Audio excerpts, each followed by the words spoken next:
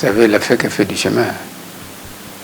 Elle a fait du chemin dans la mesure où, existant depuis bien avant l'indépendance, le regroupement de certaines chambres de commerce en une fédération a fait son chemin. Et aujourd'hui, la fédération est au centre du regroupement du secteur privé dynamique le plus important du pays. Et on ne peut que se féliciter de cette constance qui fait qu'aujourd'hui l'État peut enfin savoir un interlocuteur légitime, valable, organisé, structuré pour résoudre des problèmes socio-économiques qui se posent au pays. Voilà mon premier exemple.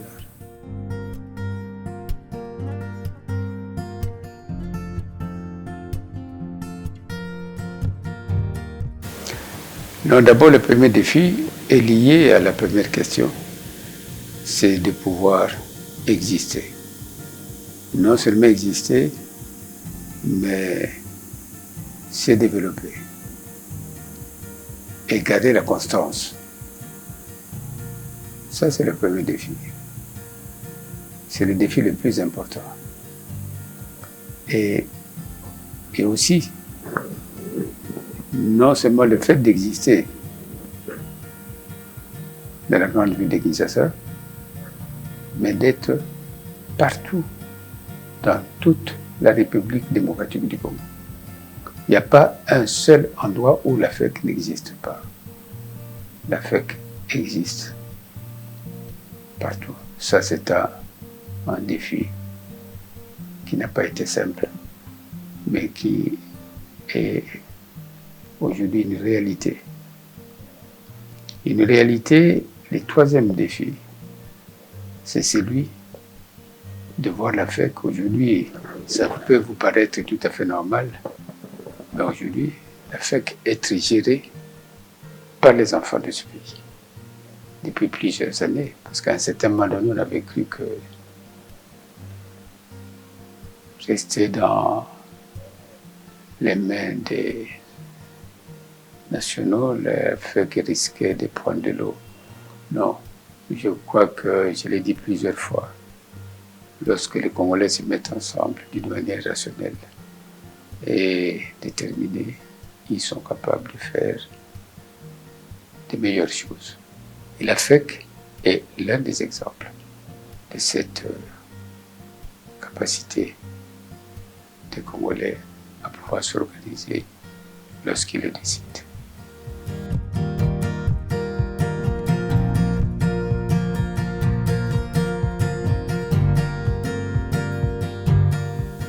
Mais dans les 50 prochaines années, ce que je souhaiterais, d'abord, que mon pays aille mieux. Parce que la FEC ne sera la FEC que dans un environnement où le pays va mieux et la FEC ira de mieux en mieux également.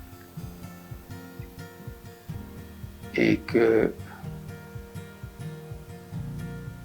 notre système éducatif soit un système éducatif qui permet d'asseoir un développement rationnel et pérenne du pays. Pas comme celui devant lequel nous nous trouvons aujourd'hui. Parce que la FEC n'existe que parce que les acteurs économiques existent. Or, si vous avez des acteurs économiques qui ne sont pas formés, il faut d'abord que les fondamentaux soient là. Donc, si je dois souhaiter mettre un vœu de la FEC demain, que cette FEC, dans 50 ans, puisse opérer dans un environnement qui se développe, un environnement dynamique, où l'éducation soit de leitmotiv, du souci de tous ceux qui sont concernés, l'ensemble de la communauté qui devait considérer l'affaire comme étant un bien commun. L'affaire qui n'appartient à aucun individu, à personne. L'affaire qui appartient à la communauté. Et donc la communauté a intérêt à soutenir l'Afrique. Aujourd'hui, vous avez suivi à juste titre la détermination de nos autorités actuelles qui sont engagées absolument à lutter contre la pauvreté. Mais comment pourrez-vous lutter contre la pauvreté si votre secteur privé n'est pas dynamique? Nous avons intérêt que ce secteur privé soit structuré, organisé et qu'il soit aussi considéré. Nous devons relever notre pays. Nous devons être disciplinés. La discipline passe aussi par le respect de l'autorité. Notre rôle n'est pas celui d'insulter ou de critiquer pour critiquer. Non. C'est vrai, on peut critiquer, mais il faut dire, après la critique, ce qu'il faut faire. Qu'est-ce que vous pensez? Nous devons aider nos décideurs à accéder vers une bonne gouvernance.